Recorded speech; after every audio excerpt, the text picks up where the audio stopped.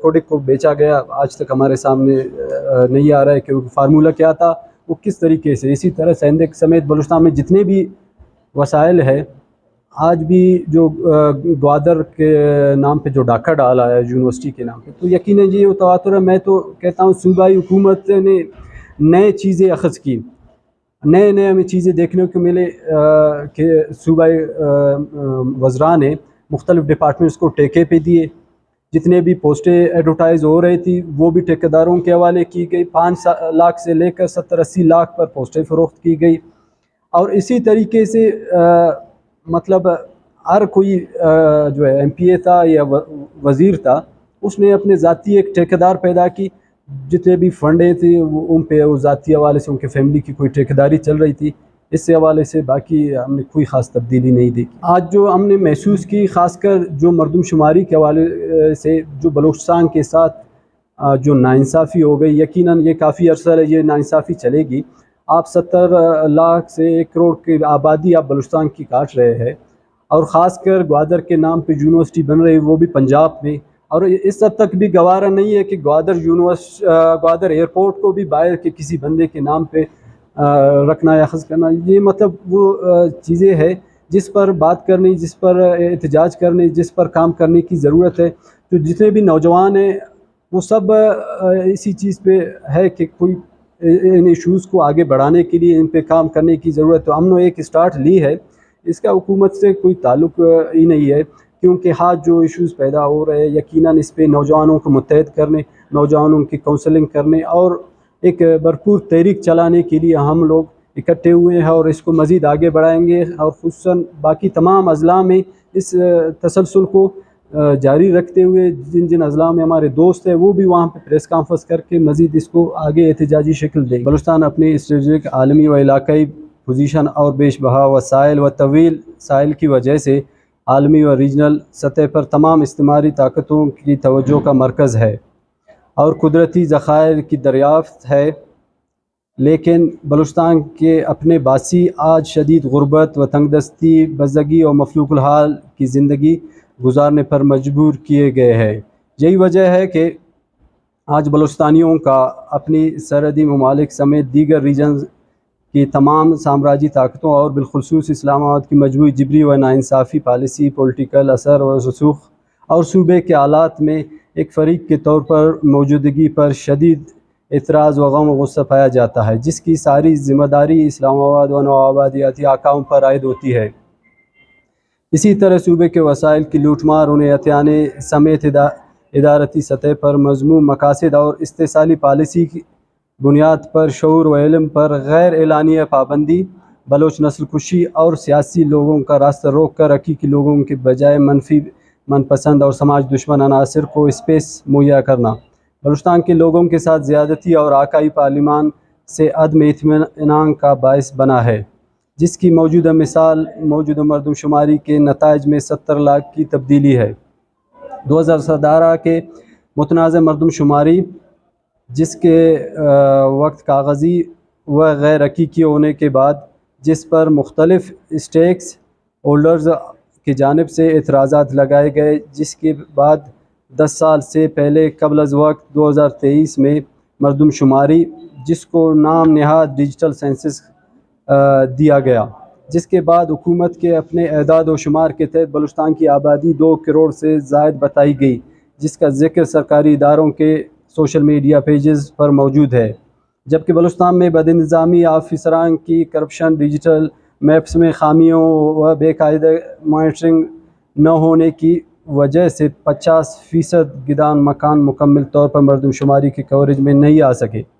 بجائے مردم شماری کی غلطیوں کو ٹھیک کرنے و کمزوریوں کی نشاندہی و ذمہ داروں کو سزا دینے کے کیلکولیٹر اٹھا کر خود ساختہ فارمولہ بنا کر مصنوعی نتائج لوگوں پر مسلط کی گئی. پوسٹ اینومیشن سروے میں کمال تعصب و بدنیتی کی گئی. کلاس ڈویژن کے تمام 3400 بلاکس کے نتائج کو صرف ڈسٹرکٹ خضدار کے 42 بلاکس کی بنیاد پر تبدیل کیا گیا. اسی طرح مکران، رخشان سمیت تمام بلوچستان کے جتنے ڈویژنز ہیں سیم فارمولہ استعمال کیا گیا. اب مشترکہ مفادات کونسل، جو کہ حقیقی معنوں میں استحصالی کونسل ہے، کے ذریعے حتمی نتائج صرف جمع تفریح کر کے بلوچستان کی آبادی کو 70 لاکھ کم ظاہر کیا گیا، جس کا مقصد آئندہ کئی سالوں تک بلوچستان کے وسائل کو ہڑپ کرنا، لوٹ مار کو دوام دینا، جبکہ پنجاب کی برائے نام بالادستی قائم رکھا جانا سپریمیسی کی مثال ہے، جس کو موجودہ حالات میں کسی صورت قبول نہیں کیا جا سکتا، اور نہ ہی بلوچستان کے ساتھ ہونے والی زیادتیوں پر خاموش رہا جائے گا۔ مردم شماری جیسے حساس ایشو پر وزیر اعلیٰ بلوچستان، جس کی بدقسمتی سے بلوچستان کے تمام سیاسی جماعتوں کی عددی حمایت حاصل ہے، نے برائے نام استحصالی طبقات کو ووٹ دے کر مکمل خاموشی اختیار کی، جبکہ اس اہم ایشو پر صوبائی کٹھ پتلی حکومت نے بالادست پنجاب کے مفادات کی تحفظ کی۔ حکمرانوں کی طرف سے اس اہم ایشو پر انتہائی عجلت میں فیصلہ سازی مرکزی اور صوبائی حکومت کی روایتی بلوچ دشمنی کو ظاہر کرتا ہے۔ جاتی ہوئی صوبائی حکومت محض بدنامی و بلوچ وسائل کی سوداگری و کرپشن کے لیے یاد رکھی جائے گی، جس نے مردم شماری ریکارڈنگ سمیت دیگر امور میں صرف ربڑ اسٹیمپ کا کام کیا، جبکہ بلوچستان بدترین بدنظامی، بحران، خوراک کی اسمگلنگ کی وجہ سے شدید مہنگائی، بے روزگاری و بندربانٹ کا بازار کا منڈی بنا، مکمل طور پر تضاد ہی رہا۔ ہم سمجھتے ہیں کہ بلوچستان میں سماج کے منفی کرداروں اوباش لچے لفنگوں کو اکٹھا کر کے عوامی نمائندگان بنائی گئی، جن کا سیاسی اسٹیک سے کوئی تعلق نہیں، نہ ہی سیاسی زانتکاری کے علم سے گزرے ہوئے سیاسی کارکن ہیں۔ انہیں مسلط کرنے کے مقاصد صرف ربڑ اسٹیمپ کو منفی و مجرمانہ عمل کو برائے نام قانونی شکل دینا ہوتا ہے، جو بلوچستان میں نام نہاد اسمبلیوں تک پہنچائے جاتے ہیں۔ جب تک بلوچستان میں اس طرح کی منفی پالیسی کا خاتمہ نہیں ہوتا، طاقت کے استعمال کو ختم کر کے بلوچ کو بجائے محکوم یہاں کی سیاسی اسٹیک ہولڈرز کی بنیاد پر تسلیم نہیں کیا جاتا، بلوچستان کے پیچیدہ مسائل کا حل ناممکن ہے۔ محض کاسمیٹکس و نمائشی اقدامات کے ذریعے بلوچ رائے عامہ کو گمراہ کرنے کے ہتھکنڈے موجودہ جدید دور میں کبھی کامیاب نہیں ہو سکتے، نہ ہی آج کا بلوچ ان ناانصافیوں کو قبول کرتا ہے۔ اس طرح گزشتہ دنوں تربت میں نوجوان طالب علم و پرائیویٹ اسکول ٹیچر کا مذہبی بنیاد پر قتل و ملازم کو اسپیس دینا بلوچ سیکولر سماج اور ہمارے قومی روایت، رواداری اور کردار پر حملہ ہے، جس کی آج ہم اس پریس کانفرنس میں بھرپور مذمت اور قتل میں ملوث عناصر کی گرفتاری کا مطالبہ کرتے ہیں۔ منصوبے کے تحت بلوچ سماج میں عدم برداشت، مذہبی کارڈ اور فاشزم کو ہوا دی جا رہی ہے، جس سے ہمارے معاشرتی قتل مقصود ہے۔ ہم ملک کے آئین میں نوجوان ٹیچر کے بے ایمانی قتل اور آئینی حوالے سے کارروائی کا مطالبہ کرتے ہیں۔ جہاں ہمارے سماج کو منتشر اور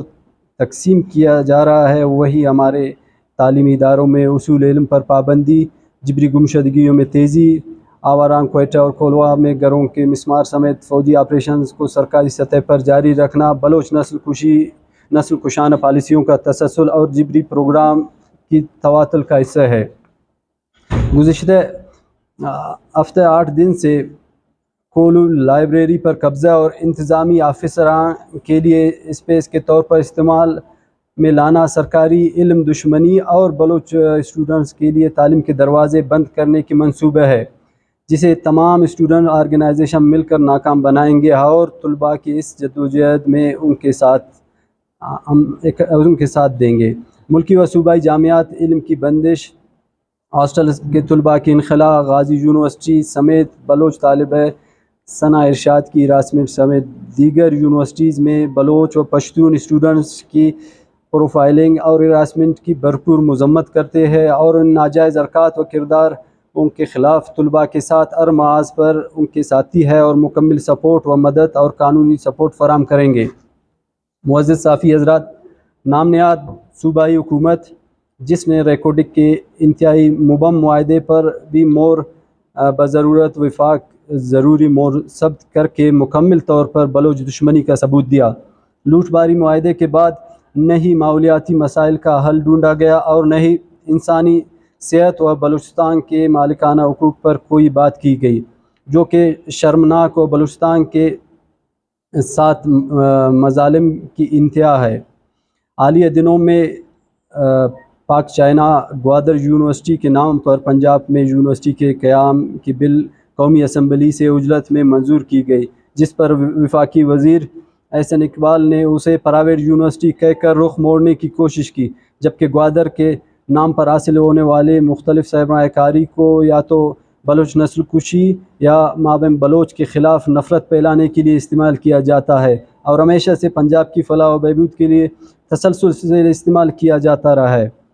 جسے کسی صورت برداشت نہیں کی جا سکتی۔ دراصل یہی تو محرکات ہے جن کی وجہ سے بلوچستان میں دوسرے صوبوں کے ساتھ وفاقی رشتے کی کمزوری ہمارے سامنے ہے۔